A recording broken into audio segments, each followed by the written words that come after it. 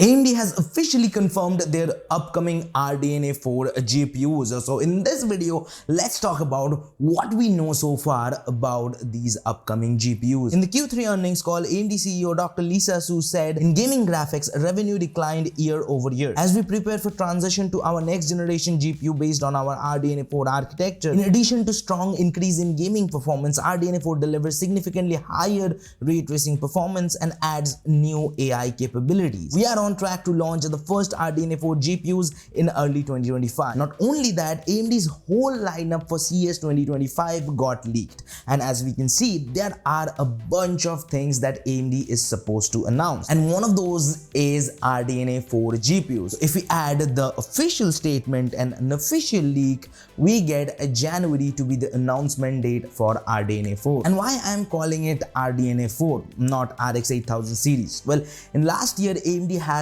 changed a lot of things when it comes to their branding, and AMD senior VP Jack Kuhn recently said in an interview that they are merging the RDNA and CDNA architecture into one unified UDNA architecture. So who knows, in the last minute AMD might change the branding into something new, or it might stay the same RX 8000. But whatever AMD plans to call these GPUs, they are not going to be flagship killer.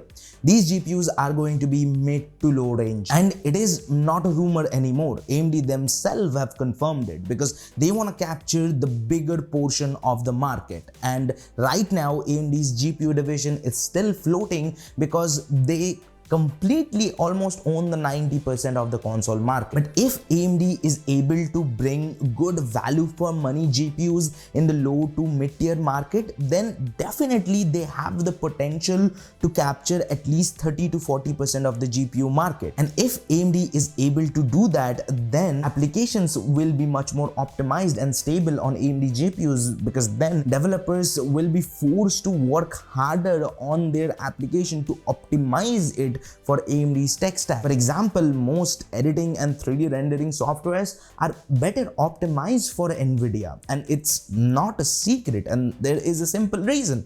Nvidia has the bigger piece of the market share, and that is the reason why CUDA is the industry standard, not Arcon. And yes, AMD has to work hard on their development support too, because it's not a secret that they are not also good in that division too. But that's enough ranting. Let's talk about what we can expect from these GPUs. I have already made a detailed video going through every single spec rumors that there are, and you can check it out right here. Right now, let's talk about the important things.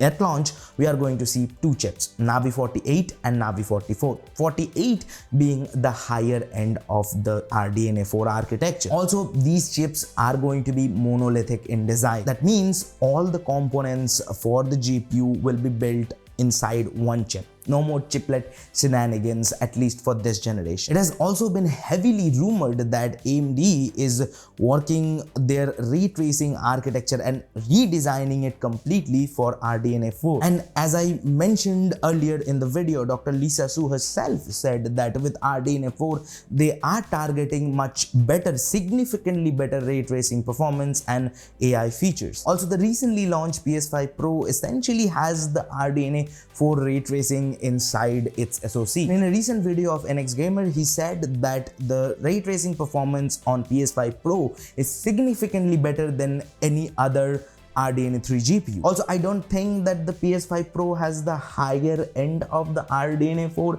inside of it, and echoes around the grapevines are suggesting that the Navi 48 based GPU will be performing similar to Nvidia's current 4080. AMD has also redesigned the RDNA 4 architecture, so it will be much more power efficient comparing it to RDNA 3, and that's a problem that AMD have been facing for a long time with their GPUs. This time, the higher end RDNA 4 GPU is supposed to be rated at 250 to 300 watts, which in my eyes is still too high, but it's an improvement. Also, the Navi 48 GPU is supposed to be priced in between $500 to $600, and at first thought, it looks really good. A GPU delivering similar performance to RTX 4080 at $600? I will buy it. Heck, most people would buy it until you factor in that RTX 50 series is supposed to be launching around the same time. And if you look at historical data, the RTX 4070 performs very similar to RTX 3080. The RTX 3070 performs very similar to RTX 2080 Ti. I think you got my point. So it is safe to assume that the upcoming RTX 5070 should perform very similar to the RTX 4080. And for last 3 generations, the 70 series have been priced between $500 to $600. Do I think that 5070 will be priced around that number? No, I don't. But even then, AMD don't have anything better to offer. Yes, they might get similar performance to what Nvidia has right now. They might bring ML based upscaling, which will be similar to the quality to DLSS 3, but that's all might be, could be. We have nothing right now. And even the things that are getting promised are getting compared to what Nvidia has right now, not what Nvidia will have in the future. AMD was and is playing catch up. There are only few handful games that have good implementation of FSR. The latest generation of FSR took almost a year to roll out. AMD has to offer better value with the next generation GPU, not only with the hardware but also with the ecosystem surrounding it. They need to launch a 4080 level GPU at or under $500. FSR needs to look good this time, not only at 4K but also in lower resolution too. And please, let's, for the first time,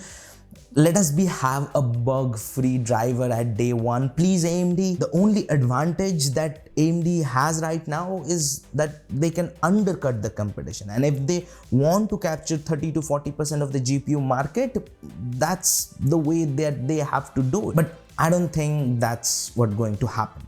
I think the RX 8800 or whatever AMD plans to call it will launch at $600 or $650. FSR 4 will be announced, but it won't be rolling out in most of the games at least for a month or two. Also, there will be some bugs in the driver software. It's been an age-old story for AMD, and I don't think that this time this is going to change. But hey, I could be wrong, and I would love to be wrong this time. And you know what? I would also love you subscribing this channel and liking my video if you liked it. If you haven't, feel free to dislike.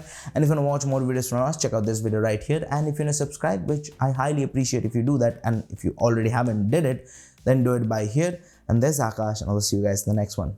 Peace.